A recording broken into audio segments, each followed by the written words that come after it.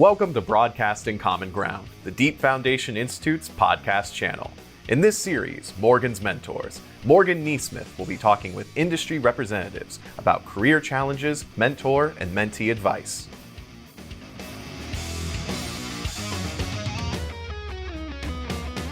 Welcome to DFI's podcast channel, Broadcasting Common Ground. I am Morgan Neesmith, and it is time to move the needle on our podcast on mentorship and careers in the deep foundation and engineering world.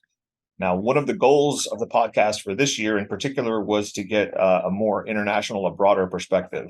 And as part of that effort today, we're going to talk to Dr. Martin Larisch. He is the technical leader for ground engineering in New Zealand for Jacobs, as well as being an independent geotechnical consultant and a former adjunct professor at the University of Queensland.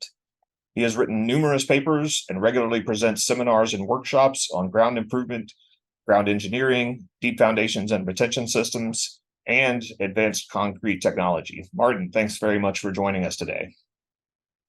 Thanks, Morgan. Good to see you. And thanks for the opportunity and the invitation. Really thrilled to be here. It's great to have you here. I have, as we've discussed, read a number of your papers and I'm always interested to talk to you.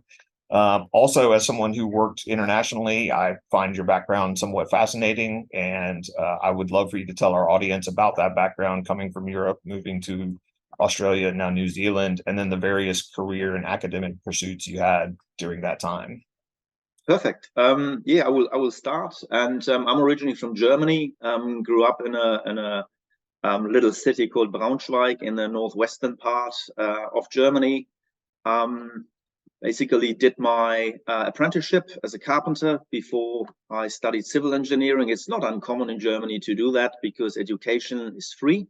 And if you want to go to a certain university, you will have to wait if your grades are not really up there. And so lots of people use this opportunity, and the universities, at least back then, it was a requirement. You had to work at least 1 year on site, everybody. And doing an apprenticeship was a good way to bridge that. Then I studied civil engineering and find myself during the studies a little bit disconnected with the topic because there was a lot of math and chemistry and stuff. And then suddenly soil mechanics and ground engineering appeared, and I loved it. And it came very, very easily to me. After or during the study, my university, there was an opportunity to spend time overseas. And I went to Malaysia twice and again found my passion for ground engineering. I will talk about mentors later on, but I found one of the key mentors of my career in Malaysia. After my studies, I joined Frankie Pyle or Frankie Grundbau in Germany and worked for them for about 4 to 5 years. Due to all these different systems, Frankie Pyle, the Atlas Pyle, full displacement systems, basically every job was a design and construct job. And I got into that mindset very early in my career. Was very grateful in hindsight because it was not just a technical design of piles, foundation elements, retaining systems, and so on, but also the commercial side was very important. And just understanding different piling systems, different foundation systems, getting a good understanding where do they sit technically, where do they sit commercially, and where we could place our system and provide value to the client. I then joined a joint venture between Frankie and Menard to install controlled modulus columns or to introduce them in Germany for large infrastructure jobs. And it was very interesting, almost like a startup. So it was basically a colleague of mine, probably the same age. He looked after the technical side. I said, I want to go to site and really get some experience there. And I worked with French crews, with German crews. And back then, probably 20 years ago, these displacement systems were new and we didn't know a lot about all the issues with heave and ground displacement and stuff. And I learned it the hard way that suddenly the entire ground was heaved, whatever, 300 millimeters, and we had to think about, and not a problem if you have an earth embankment, but if you have a concrete slab. So these are the pivotal moments in my career, really thinking about systems. And there was an opportunity back then in 2005, after spent about a year working on 3 major projects in this JV. I was quite exhausted, needed a change, and my wife, or back then she was still my girlfriend, we moved to Sydney. What an adventure. Working in Australia. And again, I never thought that I could work overseas with piling, and it all worked. Did a lot of basements in Sydney and worked for piling contractor.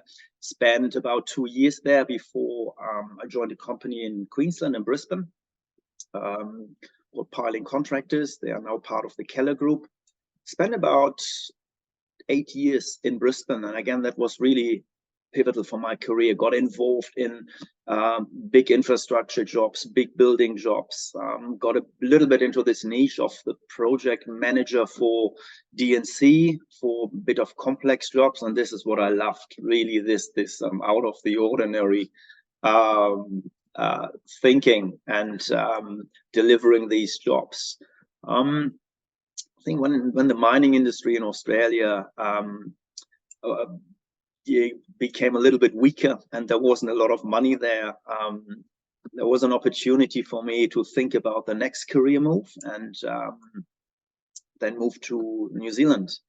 And again, I knew somebody who worked at Brian Perry's, Nick Warmby. Not sure if probably a lot of people know Nick, and he left Brian Perry's and he said, "Oh, look, Martin, would you be interested?" I was thrilled. I was involved in a bit of work in New Zealand, and Brian Perry was part of Fletcher's, and they did very interesting things. And suddenly we got this seismic component, particularly for ground improvement, which was new for me. And I joined them. It was a fantastic time. I built a fantastic team. 6 engineers.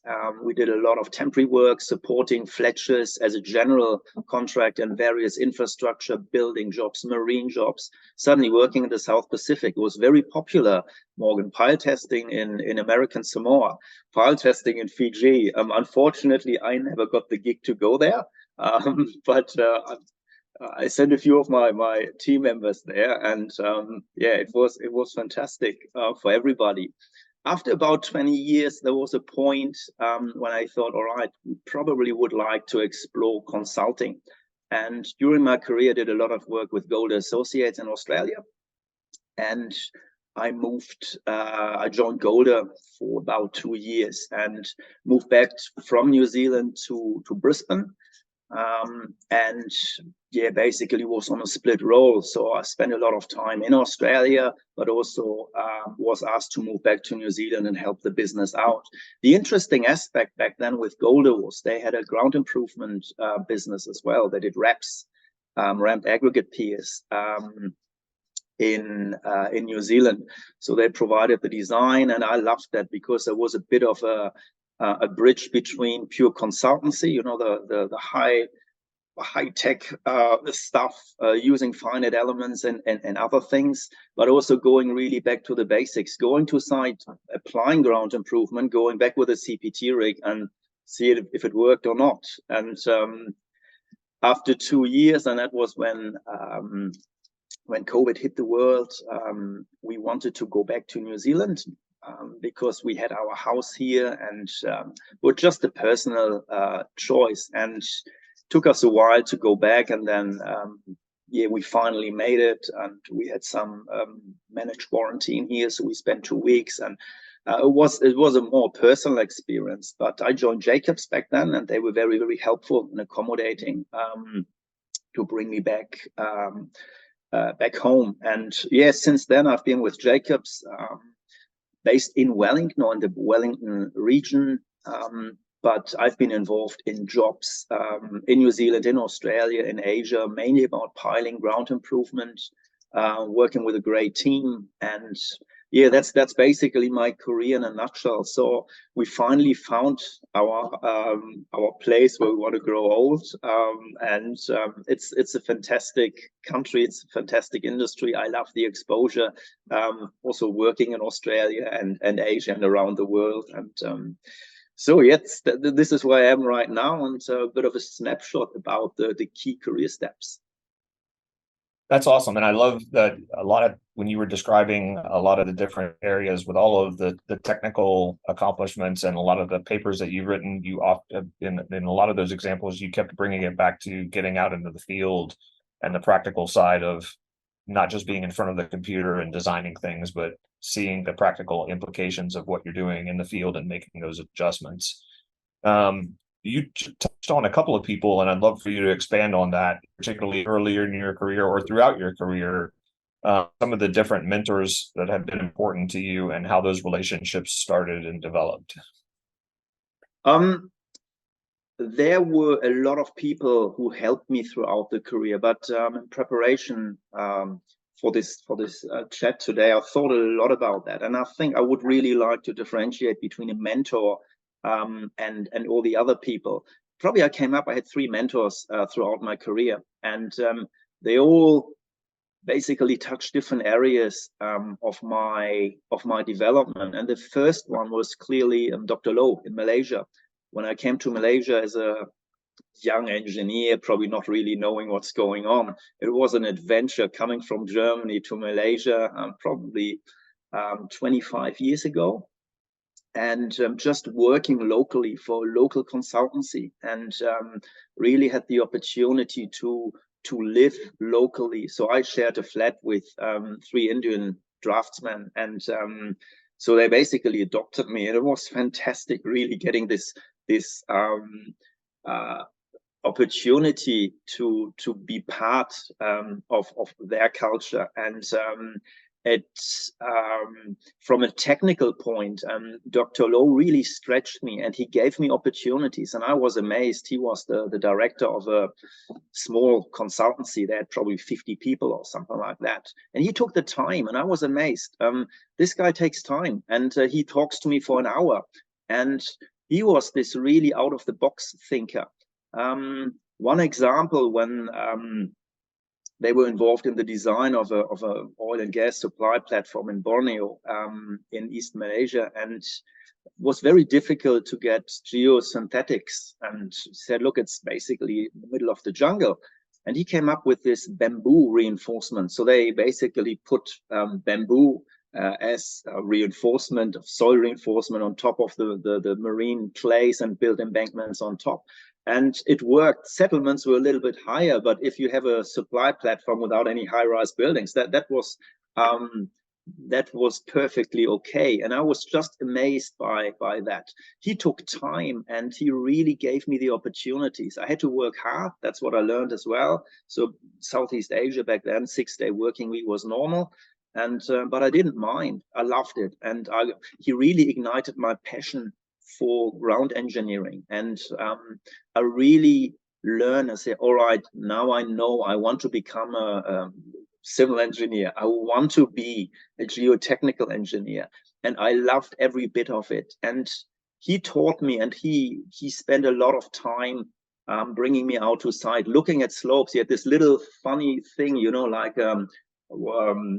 people have, or seafarers have, when they look at the stars. He had this little thing, and he could assess slope stability or slope angles. And he said, look, Martin, look at this slope. What is it? And I said, 60-degree angle, pretty good. He said, go back to the office and put it in your software. I said, factor of safety is 0.4.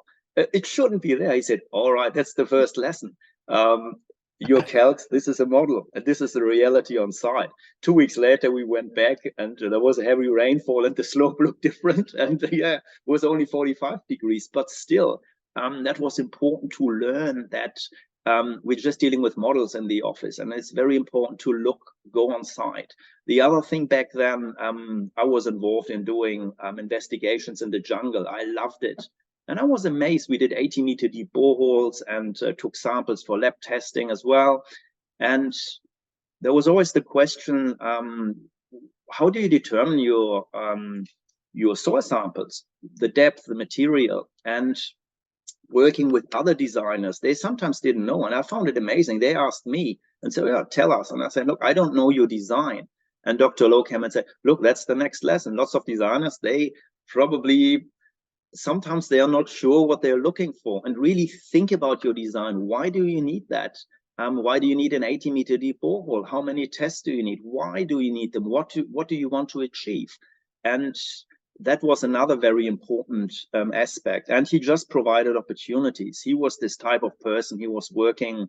I think sometimes I thought his day had 48 hours because he was always working and doing cool stuff. And he knocked on my door at 10 p.m. and came in with this passion and enthusiasm and showed me something. I said, "Oh, look, there's another job. You have to see this and this and this. And I pick you up tomorrow at 6 a.m. And then he drove back home, and I thought he drives 1 hour home through KL. And I said, hang on, and he will pick me up at 6, so he has to leave at 5. He probably got 4 hours sleep. And then he picked me up the next morning, going somewhere in KL. Back then, without internet, I had no idea where I was. And then we met somebody else. I spent 3 days on a construction site and saw really cool advanced stuff they were doing with slope stability, repair. And yeah, it was amazing. And so that was certainly the first mentor, and he really ignited this passion for ground engineering in me. And I'm still very grateful that he took the time and the pain to go through, because back then Asia was a bit was very difficult because the currencies were affected by these stock crash. But it was fantastic. So that was the first one, and it really gave me a bit of, or basically ignited my passion for ground engineering in particular. The second one was my first boss, Horst Hennings at Frankie, and probably it was an accidental mentor. I really figured it out later on, and unfortunately, Horst passed away a few years ago. And we became friends after I left Frankie. And in hindsight, Horst had really this high work ethic. He was a controversial person. All of my mentors, they were somehow controversial. They did things a different way. And that Horst really took the time and said, look, you need at least 2 years from graduating to really understanding what it all means, particularly in piling. And I looked at these Frankie piling rigs. I said, what the heck is that? I've never seen something like that. And just driving this bulb out. And I thought, whoa, this almost sounds like black magic, but it all worked, and it took time. And back then, Frankie had this attitude and say, look, we employ young people for the long term, and we are interested in your development. And again, they took the time. And in particular, my mentor, he allowed me to make mistakes, small mistakes. So what does it mean if the piling rig idles for a day or two on a small job? It probably didn't kill the job. Instead of whatever 10% profit, we probably just broke even. But to allow me to go through the pain dealing with a client because we haven't negotiated in detail working platform access, working platform maintenance, who is responsible, thinking about access for concrete trucks, all these things, the small things that can be really, really important to manage a piling job. I learned there. And again, it was painful, but Horst provided me with the tools. So he gave me all these tools, and there were a lot of uncomfortable situations, but I learned that I can go through it myself. I can manage them myself. And I knew that he was always in the back. And if it got too ugly, he stepped in. But he also said, no, you can do that. You can do that. Come on. You basically you have all the skills, and just talk there. They're just people, talk to them. And it was very, very valuable. And I learned a lot back then. And so I basically got the passion. I got the tools. And then I worked for about 10 years. And when I moved to Queensland in Australia, that was the third person, and he probably was more an accidental mentor. And again, very grateful. Mark Kleiner was back then managing director of piling contractors, but Mark gave me opportunities. And later on, he became, I think, chief executive of Keller in Southeast Asia. Mark was very important for me because I always had the impression, I don't know why, he believed in me. He saw something in me I didn't see. And he provided me with great opportunities. For example, back then, piling contractors sponsored my Ph.D. And that was very controversial as well. A lot of people say, oh, why do you do that? And it was about drill displacement piles or columns. And of course, there was a business interest. But in Australia, there's an opportunity that if an industry sponsors a PhD, the government will provide additional funding. And it could be very interesting from a commercial perspective for industry partners, and also from a long-term thing. And this is what Mark provided as well. And he said, look, the long-term, this is absolutely valuable. And back then, Piling Contractors was probably the biggest piling company in Australia. And so, yeah, he made the funding available, and he really fought for me with the top docs at Keller, really made a case. And again, I was impressed. I said, wow, this guy is really investing time for me. And I found that great. And so he really helped me to get my PhD up and running. And the second thing was basically also provided me access to a Keller management program in Australia. So really helped me to get some basic skills for the next step in my career. I found myself after 10 years in a spot where I said, oh, look, I probably know a lot about the technicalities of pile design and other things. Of course, I can always get better. But what is my next step in my career? Where do I want to go? And he really helped me about that. And then, of course, later on, Keller had this group technology committee. And again, I was very privileged that I spent a few years there representing Australia for deep foundations. So we met every 6 months. And this is where I met a few colleagues from Hayward Baker, and back then Anderson Drilling. We had a bit of a technology transfer with Anderson. So we sent a few of our engineers across to San Diego. They sent people to Australia, helping us, particularly implementing polymer support fluids, which was fantastic. Even if we look at the younger colleagues we sent across from a mentoring perspective, that was a highlight. And just learning from different people in different companies. And it was all very friendly because we were not competing with each other. We were part of one network, and there was so much to learn. So again, these were probably the three people that influenced my career the most and gave me the passion, the tools, and then the next opportunities for me to grow. And so that was very important for my career. Yeah, and one of the things that I've seen interested in from that answer, but also that you touched on when you were just describing your career, is that there have been opportunities that have come up, but those opportunities also involved significant change, whether it was a change of job or a change in country or continent.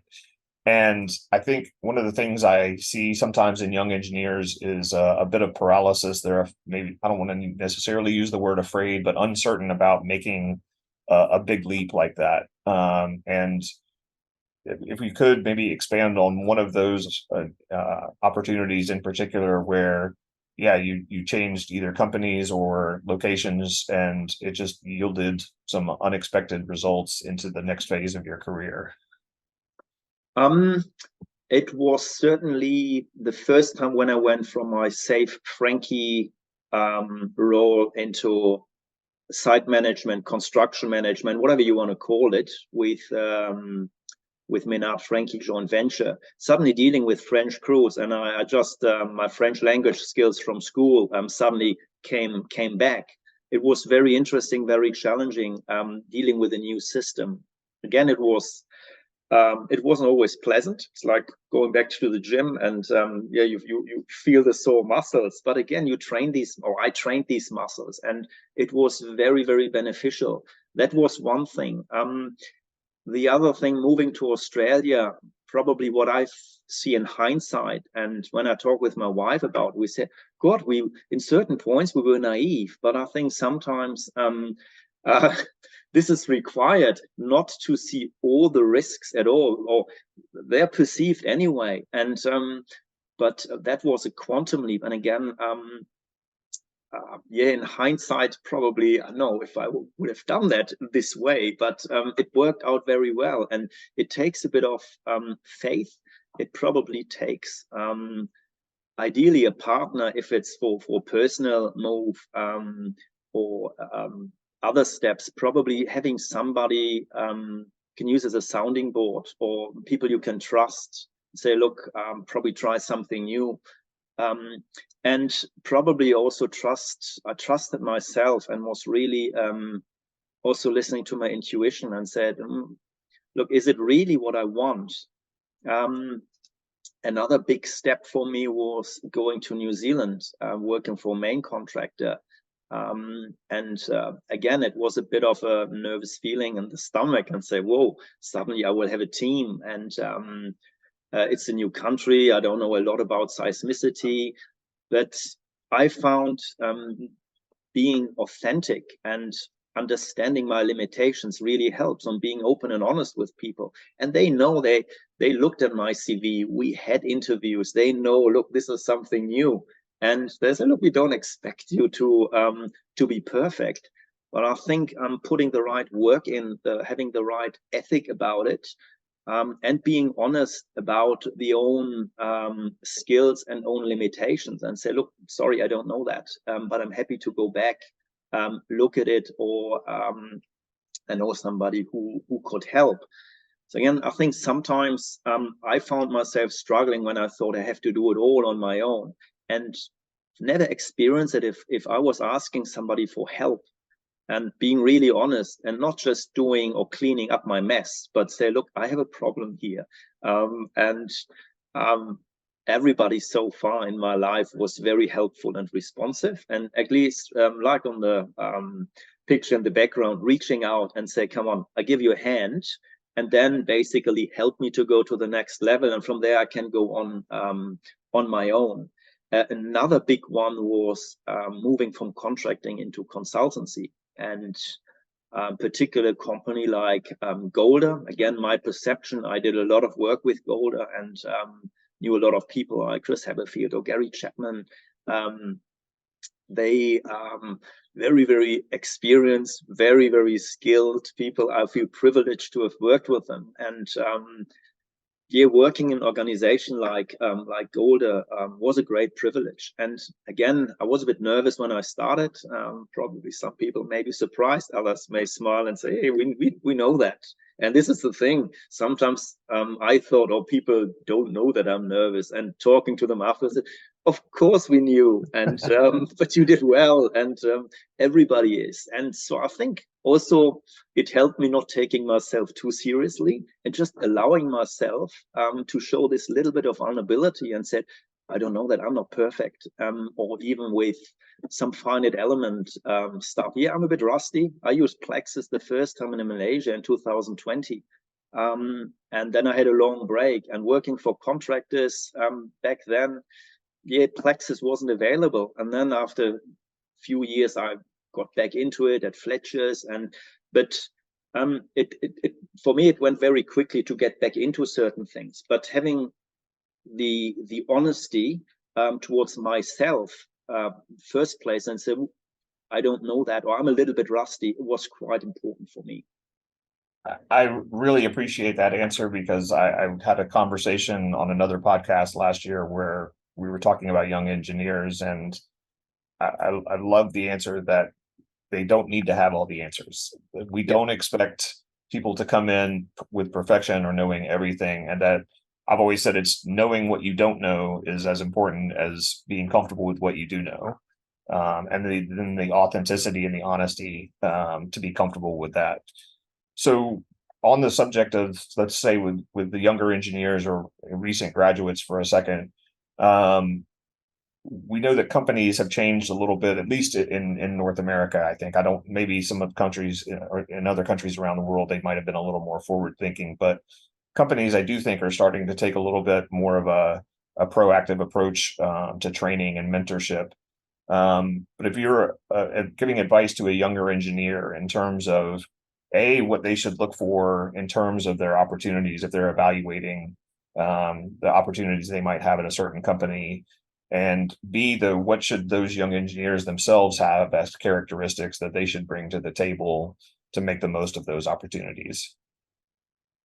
That's a great question. And I think when I look back at my career, Mentorship was something, that I hadn't heard about it, and you just did it. And when I graduated, I sent 350 job applications and I got 3 interviews.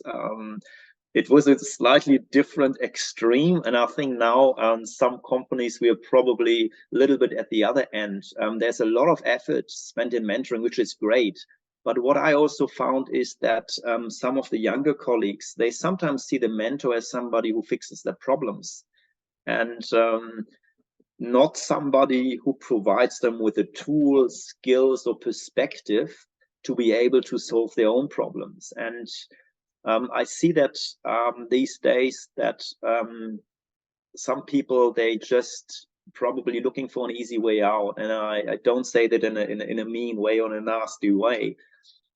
It's important for companies to provide this platform of additional training and providing mentorship. But I was in a few situations at various companies where somebody said, "Oh, do you want to be my mentor?" And I said, "Oh, yeah, why not?"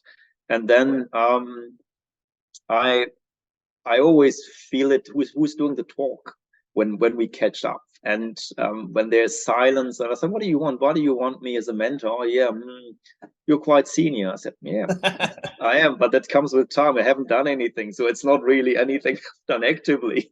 But what do you really want from me?" "Yeah, I want a bit of an advice." And sometimes they are not really certain what they want. And I think the first thing would be really being clear about what do you want to mentor, and what what probably not expect, but what my vision from a mentor and mentee is that somebody would come to me with questions, with some maybe problems, with challenges where they really struggle. But I also would like to see that they've already tried certain things and not starting at zero. And I think sometimes it is too easy these days for younger colleagues to go and just use this network. And it's very important, don't get me wrong, that sometimes I think we should encourage our younger colleagues to really be clear about what they want. And my advice would always be, find your passion. What is your passion? Because this is for me, it's the driver. And the passion is something, it gives me the energy to push through bad times or tough times. When I don't have that, and when I don't know where that is, I probably should just look for it. And if it takes days or weeks or months, so be it. But I think everybody has the passion and really thinking about it. And sometimes I found myself being dragged into day-to-day stuff. And I think, oh, I haven't done whatever certain activity. For example, mentoring is one of these things. Giving a seminar or a talk or R&D is another driver for me. And of course, there's not 100% R&D opportunities for me every day. But this is the thing in the background that really keeps me going, that gives me, this is my fuel. And then it's the other thing where what is the real problem and what are the tools that I'm missing? And sometimes as a mentee, I didn't know that. And again, I would encourage people to think about that and say, look, what is it really? If I get the time from a mentor, this is very precious and valuable time. So I want to make the most out of it. So what is missing? And probably even thinking about 1 or 2 approaches I've already used to solve that problem.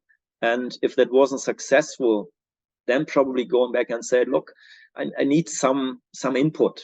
And I remember that when I was younger, and particularly my father probably didn't list me as a mentor, but I was so upset because I asked him so many times about advice. And he said, look, you want me to tell you what to do, but I can't do that.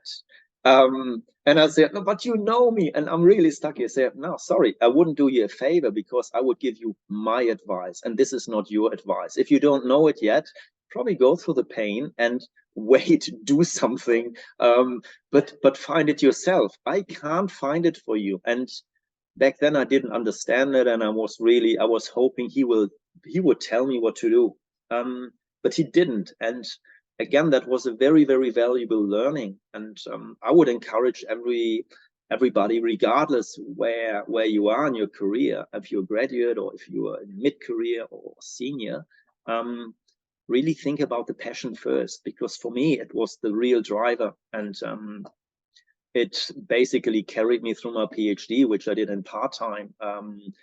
And it was this constant driver, where I knew, all right, there's this little fire in the background that basically pushes me through all these problems. You mentioned something that we have discussed sort of offline a little bit in this last answer, and that's that mentorship shouldn't just stop with young engineers, or it shouldn't be exclusively for new engineers. And you mentioned mid-level or mid-career as an important time too. Can you talk a little bit about why that's equally important, and how it changes from a younger engineer to what a mid-career engineer might need? I think with younger engineers, it's generally a little bit easier, because there's still a lot of opportunity of things they can take in from a technical side. And it's probably more important to probably get a really solid technical foundation. What I found with myself at a certain point in my career, I thought, all right, what's next? Do I want to go a more technical career path, or do I want to become a manager doing an MBA or PhD? For me, that was the big question. And I was lucky enough to somebody like Mark Kleiner just allowing me to work on a challenging project that had all the answers for me. And also we had some sessions about that. What do I really want?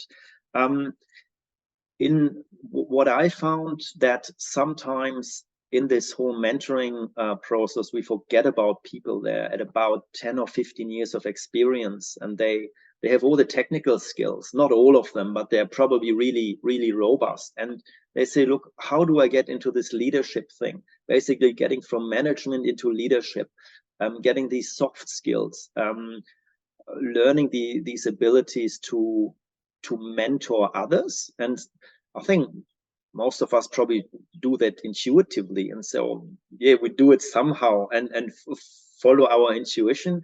But I think probably in a more structured way, there's a lot we can learn about that as well.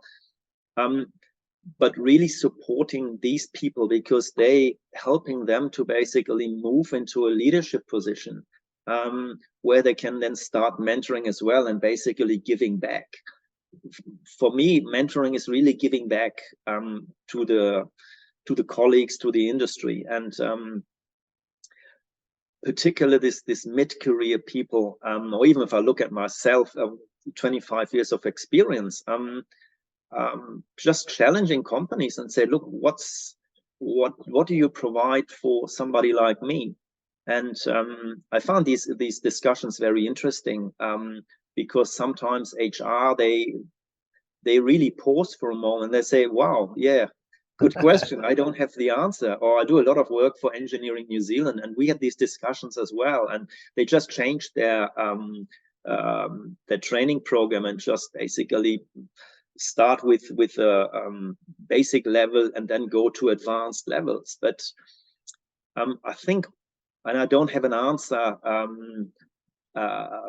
about that, how we treat people, let's say, with 10, 15 years plus experience. And it's really important, because what do we do with these people when we get them up? They can provide all this mentorship and all this good culture, providing the passion to younger colleagues and all these things. And I think it's very, very important. And I know that some companies do it, but it's probably more an individual driver. And if you're in this situation and you don't know what to do, probably look around and find somebody and just reach out and again get opinions and say, look, I don't really know what to do. And again, from my experience, and I had a conversation a couple of weeks ago with a very experienced colleague about that.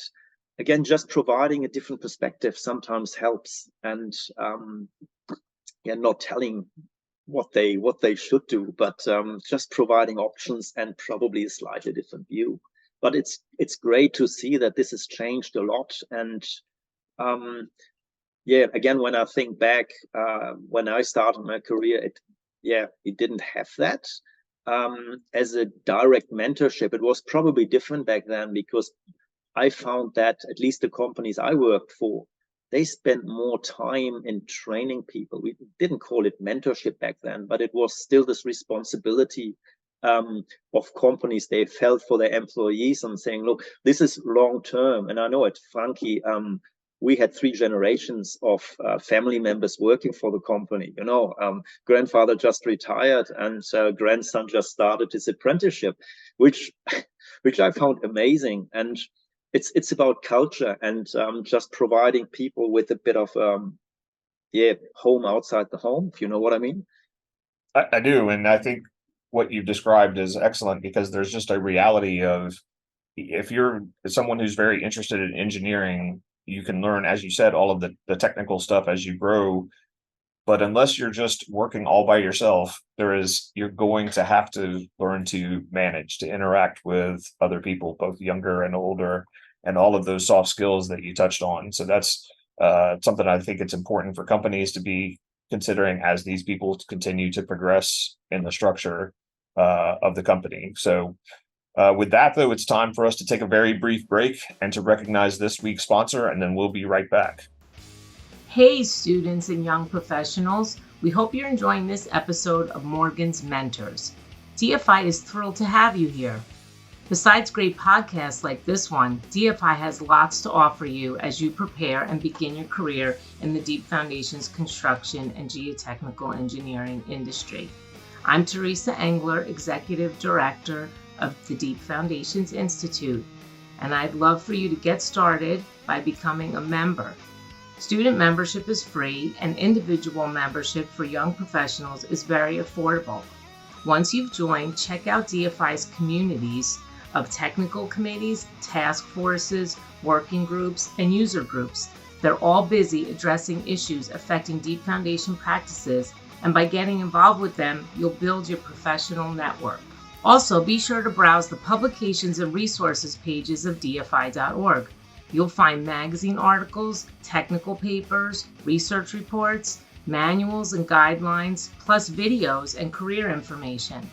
Students, don't miss applying for scholarships. Applications are open in the spring and the fall, and also participate in our annual paper competition.